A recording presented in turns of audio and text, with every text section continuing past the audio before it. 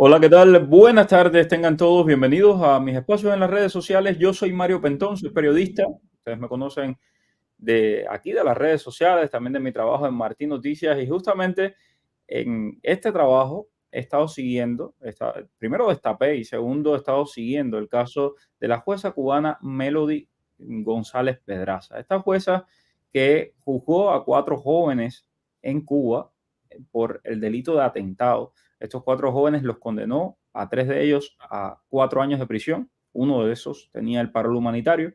Al otro, al que según su familia lo torturaron, lo obligaron a hacer una carta inculpándose él y culpando a los demás, pues a ese le dio 3 años de prisión y luego agarró un avión y vino hacia el sur de la Florida, entró por Tampa y parece que ya tenía todo muy bien estudiado porque cuando un oficial de inmigración le dijo, aquí no la queremos señora, pues pidió asilo y hoy está detenida en el Broward Transitional Center, desde donde ha hecho 2 entrevistas, ninguna de las cuales con este servidor, por supuesto, conmigo dice que no quiere hablar.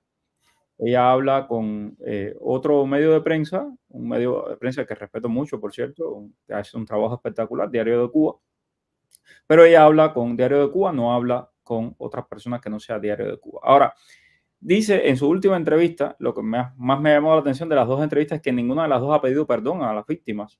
Ninguna de las dos ha hecho absolutamente nada para decir me arrepiento. Pero sin embargo está triste porque dice que no consigue un abogado que la defienda. Y bueno, vamos a hablar de todo esto con el abogado Jesús Novo, abogado de inmigración, nunca mejor dicho, de Gallardo Law Firm. ¿Cómo está, estimado Jesús? Lo Mu- extrañábamos. Muy bien, Mario, ¿cómo estás tú? Muy bien, y la verdad que un poco asombrado con las cosas que uno ve, ¿no? En las redes sociales, las cosas que uno ve en la vida. A veces la vida te sorprende más de lo que... cuando crees haberlo visto todo, pues tiene otro nivel.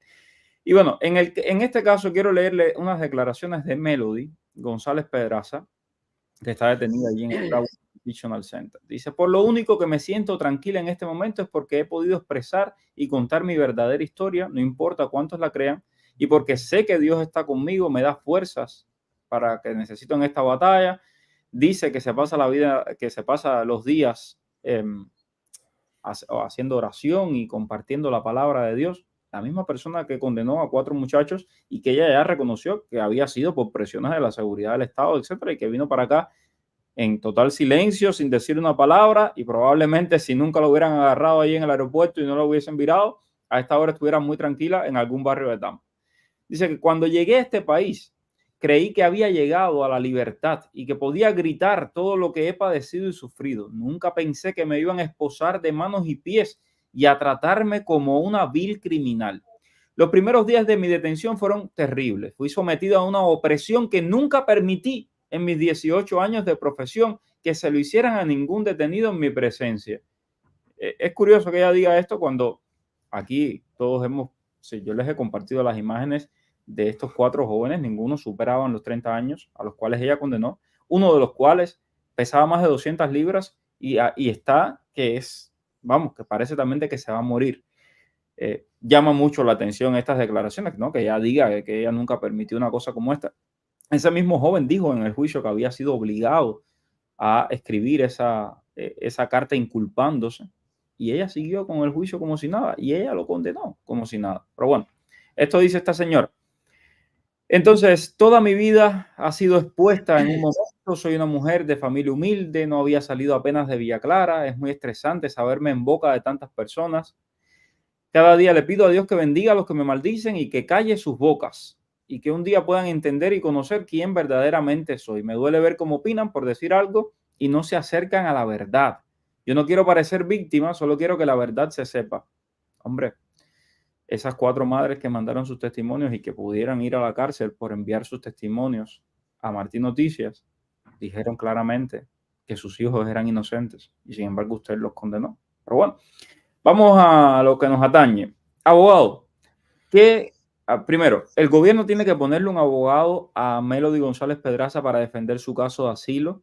¿Cómo es el proceso y, en su opinión, qué posibilidades usted cree que haya? No, para nada. El gobierno no está obligado a poner a un abogado, o sea, a un abogado que defienda a una persona que está pidiendo cualquier tipo de alivio en una corte de inmigración. Solamente las personas acusadas de crímenes, o sea, una violación del derecho penal, y que no tienen, porque no tampoco es a todo el mundo, tienes que demostrar que no tienes los fondos para poner un abogado privado y que la fiscalía esté pidiendo cárcel a esa persona, es donde único el gobierno está obligado a poner un abogado.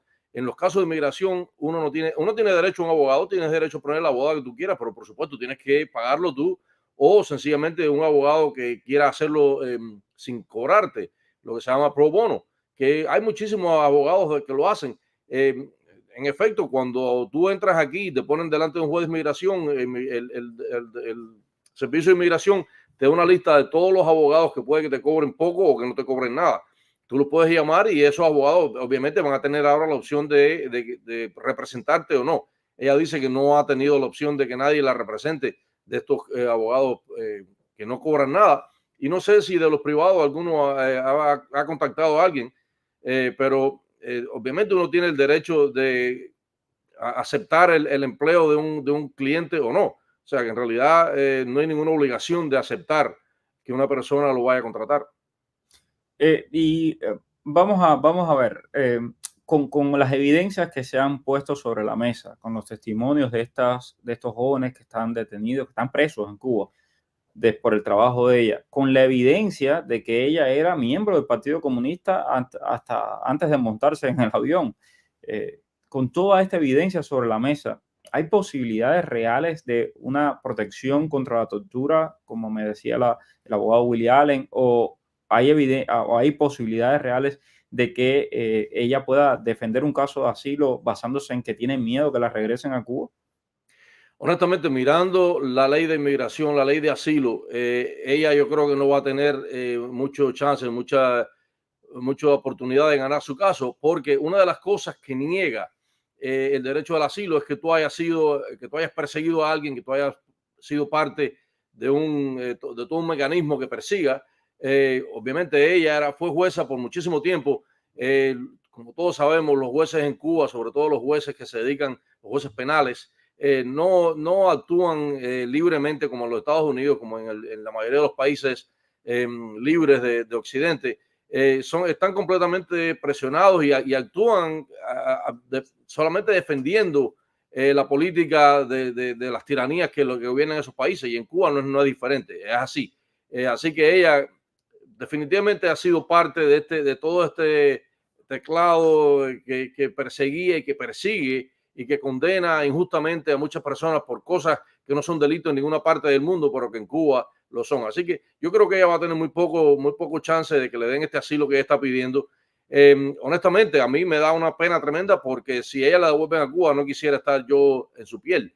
Pero definitivamente, por otro lado, considero todas las personas a quien ella ha condenado, todas las personas que ella ha mandado a la cárcel injustamente, y honestamente, o sea, en ese momento la pena se me va. Es un caso sumamente polémico, este y otros muchos casos. Aquí yo he estado haciendo este trabajito y yo sé que al régimen cubano le molesta mucho de exponer cómo quienes pertenecen a esa cadena represiva, estoy hablando de gobernadores, estoy hablando de el mismo primer ministro, su hijo venía con parol humanitario. Por suerte se detectó a tiempo y le negaron el parol humanitario. Las sobrinas del primer ministro, una de ellas vino con parol humanitario, otra entró por la frontera. O sea, estamos hablando de gente que se ha beneficiado del régimen, que en el caso por ejemplo, las sobrinas no pertenecían al aparato represivo, pero el caso de Melody sí pertenecía a ese aparato represivo. El caso de la fiscal Rosabel de Camagüey pertenecía al aparato represivo y después, escondida, borró su Facebook. Lo mismo hizo Melody, borró su Facebook y dijo, bueno, por aquí que es más contigo y me voy para los Estados Unidos a vivir la buena vida. Eh, y bueno, no es nada grato tener que exponer todas estas cosas y sentir, por un lado, la presión del régimen cubano que te trata de torpedear, y por otro lado, los otros personajes que desde aquí también le hacen el juego al régimen cubano, que también te tratan de torpedear. Pero mira, El trabajo de uno es reportar y contar lo que está pasando. Yo no soy quien para jugar a Melody ni a ninguno, sencillamente expongo los hechos como son. O sea, ahí está. Y nuevamente lo digo, me llama muchísimo la atención que ni siquiera por, qué sé yo, por congraciarse con la comunidad, ni siquiera por eso esta mujer haya dicho ni por un momento disculpas a esos 4 jóvenes que están presos en Cuba. Hoy están presos. Ella los sentenció y así a unos cuantos más, incluso a uno que salió denunciando que ella lo había condenado por desacato, si no me equivoco, eh, por, por las manifestaciones del 11 de julio, salió a decir de que eso era mentira y de que se había vendido por unas pocas monedas. Es realmente increíble, ¿no? Este tipo de lenguaje, y que vengan a Miami y sigan con el mismo lenguaje, de verdad me sorprende, me sorprende. Bueno, a ver, ya vamos a pasar entonces vamos a pasar a las preguntas de la audiencia, como hacemos cada día. Quería hablarles un poco de este tema porque se me fue la semana y no pude tocarlo con ustedes, pero creo que es un tema que genera mucho interés, que la gente está bien pendiente y que sé, porque además lo sé, porque me lo han hecho saber, que desde dentro de Cuba muchos jueces, muchos fiscales están pendientes. La pregunta, otra de las preguntas que yo le haría a Melody, y esto lo sugiero para quien ella le está dando, las personas a las que ella les quiera dar entrevistas, pues bueno, háganle esta pregunta. ¿Cómo es posible que si tú eras jueza y los jueces tienen una regulación para no salir de Cuba, a ti te hayan dejado salir de Cuba en menos de un mes? O sea, para mí es una cosa impresionante también. Pero bueno, sé que lo están viendo desde Cuba, sé que hay muchos fiscales, muchos jueces, mucha gente que está en el orden de la represión que está viendo esto. Aprendan, mira, vean aquí, si participan de la represión tendrá consecuencias. Ok, Dani, gracias por estar ahí. Si me llega la cita en el término de los 21 días, hay que esperar a que mi esposa esté embarazada ¿cómo podemos hacer para llevarnos al bebé? Tienes que incluir al bebé en el registro, eso es importante. Tienes que incluir al bebé en el registro. Por cierto, hablando del tema del registro y de la CBP-1, que sé que hay muchísimas dudas con esto, quiero compartirles la comunicación oficial con el tema de la selfie. Aquí está, lo tomo de Periódico Cubano, que tiene excelente cobertura con este tema. Todas las personas deben proporcionar una selfie en vivo que coincida con su foto de registro para confirmar las citas. Si no todas las personas están disponibles, debe crear un nuevo registro. ¿Qué significa esto? Que si te metiste en un grupo con 500 gente y esas 500 gente no aparecen a la hora de confirmar la cita, pues vas a perder tu cita. Eso es lo que significa. Entonces, ojo, y más claro, ni el agua. Ok, seguimos. Vamos a ver por acá. Muchísimas preguntas, muchísimos comentarios del tema de la jueza. Vamos a ver preguntas.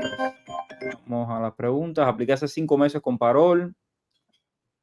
Con Parol, soy cubano. ¿Cómo sé si me ponen fecha de corte? He llamado a la línea de la corte y me dicen que mi expediente no ha llegado al Tribunal de Inmigración. ¿De qué otra forma puedo saber? Bueno, Giovanni, hay una forma que nosotros los abogados sabemos porque tenemos acceso al sistema de la Corte de Inmigración. Muchas veces no aparece en el sistema, tú pones tu nombre, o sea, tu número, o llamas al número que se da por teléfono y te dice que no aparece, que no tiene fecha fijada. Sin embargo, si estás dentro del sistema de corte y eso, por supuesto, impide que UCIS te pueda dar o pueda considerar tu aplicación de residencia. Yo lo que te aconsejo es eso, que busques, como te digo, todos los abogados tenemos acceso a esto, así que puedes buscar un abogado y preguntarle sencillamente sin ninguna obligación si es que tú apareces o no apareces en el registro de la corte. Soy I-220A sin corte, mi hermano ciudadano. Al ponerme una petición I-130, esta petición podría esperar aquí mientras se aprueba. Y otra pregunta, necesito una visa del boletín, incluso ya estando en Estados Unidos. Raizel, si tu hermano te puso la petición, quiero que sepas que esas peticiones están demorándose como 17 años. No sé cuándo fue que te la puso, pero aún cuando, vamos a suponer que no fuera tu hermano, aún cuando fuera, digamos, tu esposa ciudadana americana o tu hijo mayor de 21 años ciudadano americano, de todos modos no puedes ajustar estatus porque no has hecho una entrada legal al país. Así que eso no te va a servir de mucho. Te serviría quizás para cerrar tu corte si la tuvieras, pero en esto me dice que no tienes corte. Así que en realidad yo lo que haría sería aplicar, si eres, o sea, no sé si eres cubano o dónde es que eres, pero si eres cubano, aplicaría la ley de ajuste sin ningún tipo de problema. Mira, este es el tipo de cosas que de verdad dejan a uno desconcertado. Mario, tengo un primo mío que es cubano y llegó a Estados Unidos por parol. él cuando pase el año quiere irse a vivir a Cuba, pero seguir viajando a Estados Unidos. ¿Eso se puede? Se aplicó para asilo en algún momento, lo más probable es que vaya a tener problemas. Obviamente, eh, cuando tú vienes con el parol, la idea del parol siempre era, ¿no?, que las personas llegaran a los Estados Unidos y pidieran asilo. Obviamente, o quizás era un parol humanitario, a veces eran otras razones, pero en realidad de Cuba la idea era esa siempre. Si se quiere ir a vivir a, a Cuba una vez que sea residente, va a tener que estar consciente de que no puede estar fuera del país más de 6 meses porque va a perder su residencia. Pero más allá de eso, bueno, o sea, tiene su libertad, puede hacer lo que quiera.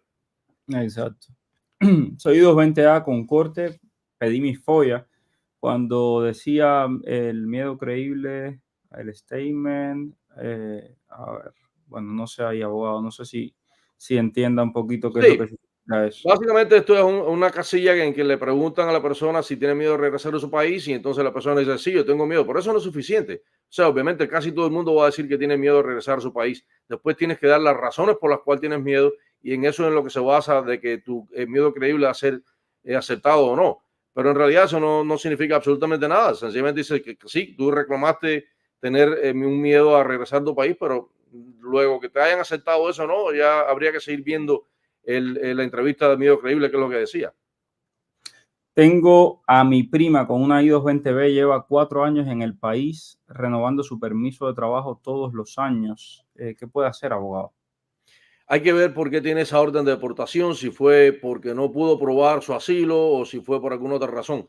Obviamente hay cosas que se pueden hacer, se puede tratar de reabrir ese caso. En caso de que no haya ninguna razón para reabrir el caso, pues entonces se podría pedir un pare de esa deportación, porque obviamente corre el peligro de cada vez que va a ICE para ese reporte la detengan y la envíen hacia su país. Hemos tenido casos de personas que han ido a reportarse y lo han detenido. Hemos tenido entonces correr a esa hora a hacer el pare o lo que se llama state of removal, que eso obviamente es preferible tenerlo ya hecho antes de ir a la cita que hacerlo en el momento en que te dejan detenido. Aquí tengo a Ñañi que dice que la mandaron justamente a esa cita de ICE y que si puede ir con alguna abogada a esa cita. En realidad puedes ir con un abogado, pero no te va a servir de mucho más allá de que el abogado pueda hacer argumentos a tu favor, pero si es que le dejaran. En realidad, tú eres en ICE, recuerda que ICE es la policía y es la policía de inmigración, o sea que básicamente si tú no tienes, si no eres residente o no eres ciudadano, vas a tener muy pocos derechos delante de ellos. Así que hay que tener mucho cuidado. Sí, puedes llevar al abogado, pero de veras no te va a servir de mucho. ¿Responderá USCIS algún día a todos los I-220A que llevamos años esperando respuesta a la I-485, abogado? Esperemos que sí. Yo lo que la experiencia que he tenido de todas las cosas en cuanto a inmigración es que en algún momento ellos deciden que no pueden continuar con esta incertidumbre y le dan el derecho a todo el mundo a aplicar. Eso pasó cuando el Mariel, la gente que le habían dado un estatus de entrante no les permitían aplicar a la ley de ajuste hasta que en algún momento se decidió, más allá por una cara que por otra cosa, que había que darles la oportunidad de que aplicaran. Yo considero que con la I-220 va a pasar algo parecido a pesar de esa decisión de la Junta de Apelaciones de Migración.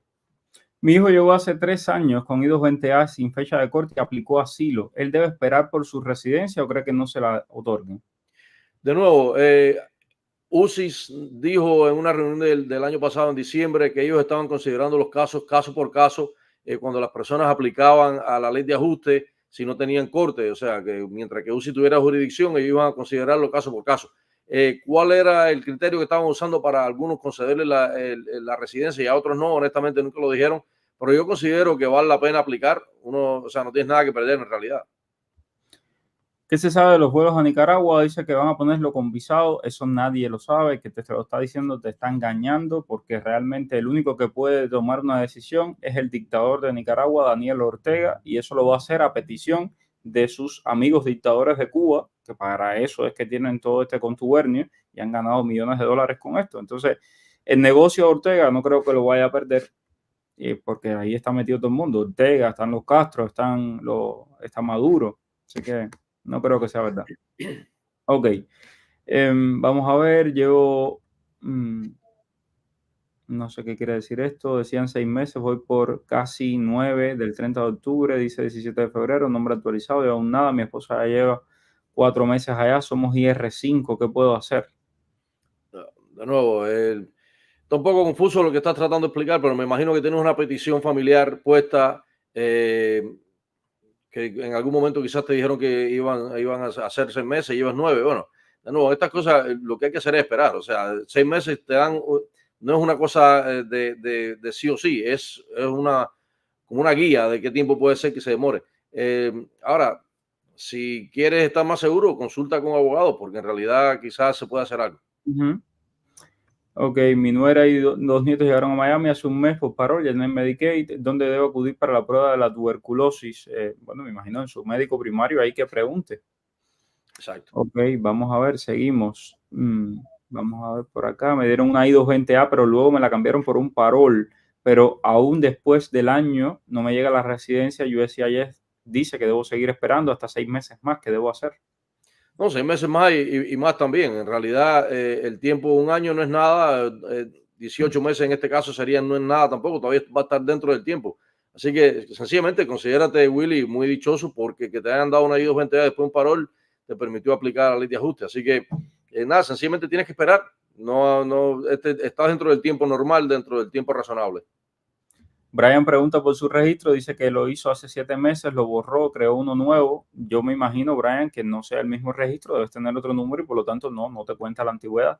¿Qué Exacto. tiempo puede tardar que aprueben una I-134A? El tiempo del mundo, cualquiera, nadie sabe eso. Si Ok, lo sabrás tú, Mario, ¿no? Que tuviste a tu hermano esperando tanto tiempo. así mismo, 11 meses. Vamos a ver, otras preguntas. Soy ciudadano sueco. ¿Tengo que pedir visa para ir a Estados Unidos? Bueno, utópico, no sé si es que tienes doble ciudadanía, eres ciudadano cubano y sueco. Si ese es el caso, los ciudadanos cubanos no pueden entrar con esta a los Estados Unidos, así que vas a tener que pedir una cita para una entrevista, una visa. Si te dieran tu visa, no tienes ningún problema de entrar aquí. ¿Hay algún tipo de vuelo específico? Yo no sé, Maribel, sinceramente no sé qué vuelos están saliendo de Cuba para Nicaragua, no tengo ni la más remota idea. Sé que hay una situación muy terrible con los cubanos que compraron pasajes en Wingo, que ahora quieren pedirle una visa, quieren pedirle unos papeles y no los quieren montar a partir del lunes 8 de julio y ellos han estado reclamando. El consulado dice una cosa, la aerolínea dice otra. Los de Avianca compraron vuelos y a la hora de la hora Avianca no empezó a volar y muchos han perdido cantidad de dinero con todo esto. La gente está pasándola muy mal porque, por un lado, hay presión del gobierno de los Estados Unidos para que no siga este puente aéreo hasta Nicaragua y, por otro lado, pues hay mucha gente estafando a los cubanos porque saben de que no hay un Estado que los defienda, de que no hay justicia, de que no hay nada, porque eso es un no país, es un desastre. Y si el propio gobierno le roba a sus ciudadanos, pues todo el mundo quiere venir a robarle igual. Ok, no entiendo por qué vienen a este país, cogen los papeles y vuelven de nuevo a Cuba. Ana María, es una buena pregunta. Ok, ¿me puede aclarar cuáles son los cambios de CBP en México? ¿En qué afecta o beneficia? Es sencillo, te están pidiendo un selfie. Una vez que ya tengas, para confirmar la cita, tienes que hacerte un selfie. ¿Para qué es ese selfie? Para que el gobierno de los Estados Unidos pueda saber dónde tú estás. Ese selfie, como todas las fotos que tú tomas, como todos los videos que tú tomas, tiene una cosa que se llama metadata. Y en ese metadata dice la hora en que se tomó, el lugar donde se tomó y muchísimas otras informaciones. Cuando ellos reciban esa información, van a saber de que efectivamente tú estás del centro hacia el norte de México, de la Ciudad de México. Y entonces, como tú estás del centro de México hacia el norte, pues puedes pedir el CBP-1. Si estás hacia el sur o estás en otro país, ni sueñas que te van a dejar confirmar la cita. Eso es lo que hay. Ok, vamos a ver, seguimos por aquí. Deja ver, tengo muchísimas preguntas en Instagram. ¿Qué me puede decir sobre el Internet gratis para Cuba? Música, no tengo ni la más remota idea del Internet gratis ese para Cuba. Eso es, eh, bueno, hubo muchos proyectos de ley, muchas intenciones, pero a la hora de la hora nunca se ha concretado. Tengo entendido por las personas con las que he hablado sobre este tema que costaría bastante dinero y no se ve una intención política para hacerlo. Ok, seguimos. I-220A sin fecha de corte en el sistema, sin fecha de corte en el sistema, pero sí en papeles de frontera para abril del 2025. ¿Debería aplicar a mi residencia? Como digo siempre, si estás convencido o convencida de que no estás en corte, de que no estás en el sistema de corte, mi consejo es que apliques, claro, que apliques, aún cuando tengas una I-220, apliques con UCIS. ¿Qué puede pasar? Lo peor que puede pasar es que UCIS te niegue tu residencia. Y eso no es fatal. O sea, después pueden haber otras cosas que se pueden hacer. Ahora, eso sí tienes que estar convencido de que no estás en el sistema de, como te digo, el hecho de que no aparezcas no quiere decir que no estás en el sistema. Si una opción es ir tú mismo a la corte y preguntar, y ahí te van a decir si apareces o no. Pero si no aparece, definitivamente debes aplicar. Melissa me pregunta en Instagram qué hacer con un grupo de viaje que algunas de las personas recibieron el paro humanitario y ya se fueron y están en Estados Unidos. Un grupo de viaje, un grupo de esto, un registro del CBP One. ¿Qué hacer? Lo dice claro ahí. Todas las personas deben proporcionar una selfie en vivo que coincida con su foto de registro para confirmar la cita. Si no todas las personas están disponibles, debe crear un registro nuevo. Lamentablemente, has perdido tu registro, debes crear un registro nuevo y empezar de cero. Es así. Ok, sigo por acá. Vamos a ver, dice, por favor, ¿me puedes aclarar? Esto es lo que ya habíamos leído. Bueno, esta no es la fiscal, esta es la jueza. Pero bueno, igual, seguimos por acá. Saludos, hola I-220A, sin fecha de corte en el sistema. Este es el que había leído también. A ver, pobres, bueno, esto es sobre la fiscal. Fui a contratar un seguro de salud privado y me pregunta si soy residente legal en Estados Unidos. En mi caso, que tengo parol vigente por un año, ¿cuál sería la respuesta? Bueno, residente legal obviamente no eres, porque si te están pidiendo residencia como tal, o sea, el estatus de residente no lo tienes. Ahora estás legal en los Estados Unidos. O sea, resides en los Estados Unidos, resides legalmente. Hay que diferenciar si lo que te están preguntando es que tú eres residente permanente de los Estados Unidos, o si resides legalmente aquí y tienes algún permiso para estar en los Estados Unidos. Obviamente ese parol te da legalidad aquí, así que depende cuál es exactamente lo que te están preguntando. Llámate a las madrinas 305-224-1155 y ellas te pueden ayudar con todo eso porque están acostumbradas a tratar con parol y te consiguen el seguro enseguida. Josbel Rodríguez, a mi mamá le llegó la residencia hace 4 meses y no le han cerrado el asilo y la oficina en Miami no responde a las solicitudes. ¿Qué debemos hacer? Si mandaron a cerrar el asilo, sencillamente tienes que esperar a que deje de aparecer. No hay nada que puedas hacer. Sencillamente no sé cuál es el apuro para cerrar ese asilo, pero sencillamente mandarlo a cerrar y esperar. Continúa chequeando a ver hasta que no aparezca más en el sistema. Por cierto, que la cola para cerrar asilos y para revisar el tema de asilos es grandísima. Si vas ahí, pues en las oficinas de asilo, está así. Hola, mi esposo es I-220A, yo soy residente, ya él aplicó para la residencia, ¿qué podría hacer en mi caso? De nuevo, tú siendo residente, aún ni siquiera puedes pedirle un perdón anticipado. Si le pones una I-130, no puedes ajustar estatus con I-220A, tendría que salir del país, o sea, es complicado. La mejor opción es que aplique, si es que es cubano, bajo la ley de ajuste. Si tiene corte con tu petición, ahí sí valdría la pena que le ponga una I-130, porque con esas peticiones aprobadas, usualmente la corte cierra la corte, a pesar de que no vas a tener ningún tipo de beneficio inmediato, pero te cierra la corte y con eso podrías aplicar entonces bajo la ley de ajuste. Ok, no tiene corte en este caso. Tengo por acá a Irislaidis Rodríguez, dice, soy I-220A primera casilla. Hace unos días cerré la corte, ¿qué debo hacer? Ok, de nuevo, con I-220A aplica con UCIS sin problema. Lo que me extraña es que sea I-220A primera casilla, porque usualmente las personas que entran y son admitidas le dan un parol o le dan algún tipo o sea, pero sí, definitivamente aplica con UCI. Si tiene la corte cerrada ya, aplica con UCI. Dice, el juez me cerró la corte y puso una cláusula que no se puede reabrir. ¿Puedo aplicar a la residencia siendo I-220A y cubana?